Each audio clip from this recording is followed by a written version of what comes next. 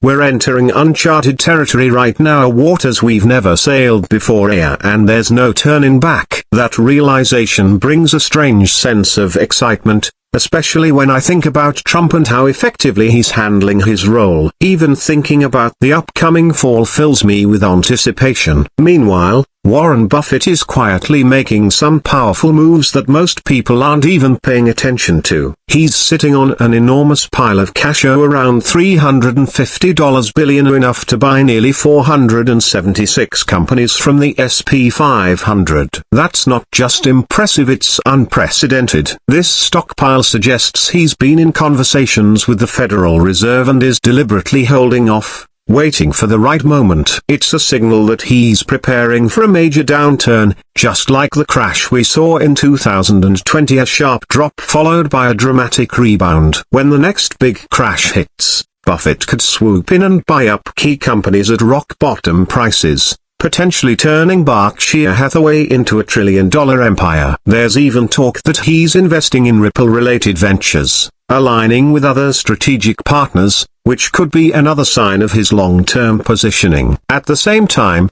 JP Morgan CEO Jamie Dimon recently filed to sell 134,000 shares of his own company at a price of $236 per share. These kinds of moves, often overlooked by the public, are worth paying close attention to. It's not about following mainstream news, it's about watching what the big money is doing quietly.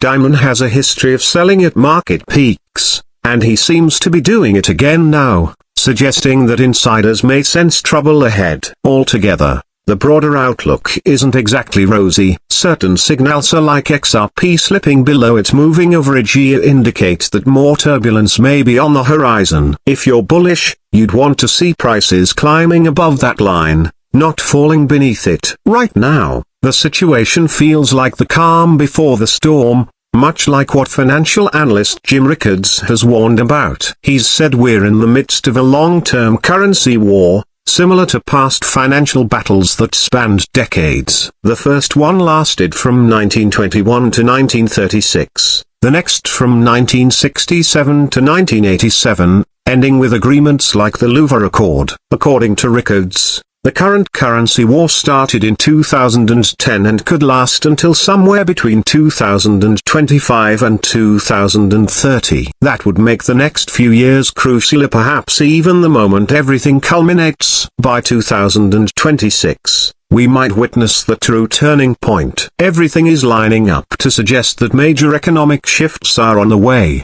and whether it all unravels or resets, one thing is clear: we're not going back to how things were. The global financial system is under intense pressure, and history tells us that when it comes to money, the battles are long and the consequences far-reaching. Many believe that 2025 could mark a major turning point in global systems, with next year potentially being the hottest on record, a clear signal of wider shifts happening across multiple fronts. The current system, particularly the financial one, appears to be reaching a breaking point. It's a pattern we've seen before. Either you reform the system to avoid collapse, as we did with events like Bretton Woods, the Smithsonian Agreement, the Plaza Accord, or the Louvre Accord, or you let it fall apart like in 1914 and 1939. Right now, signs suggest that the system is indeed unraveling. Amid this, institutions are quietly preparing for major transformations,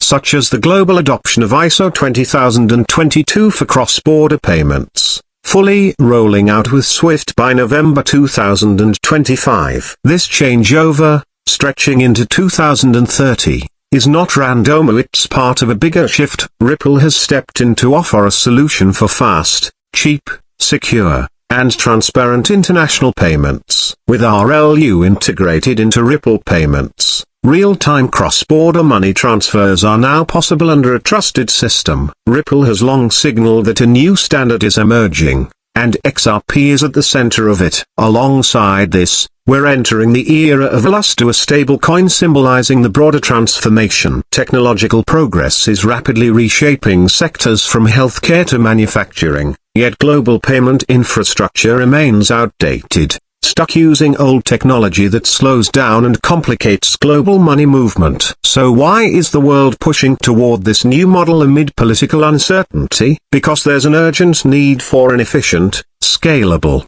and affordable global payment solution, and Ripple particularly aims to be embedded in the US banking system to answer that call. But it's not just about upgrades, it's a complete system overhaul, a rebuild from the base layer up. Sending money globally should be fast, easy, and cost-effective, and stablecoins are emerging as a real-time, lower-cost, transparent, and accessible alternative to traditional payment rails. Their growing adoption by companies and financial institutions reflects their promise. Stablecoins offer the best of both worlds. A blockchain speed and fiat currency stability are making them ideal for global payments. They are pegged to assets like the USD or Euro, reducing the volatility typical of cryptocurrencies. Meanwhile, other signs show things are changing fast. The financial system is under stress, with even the S&P 500 forming a death cross for the first time since March 2022, a bearish signal hinting at significant downturns. Gold,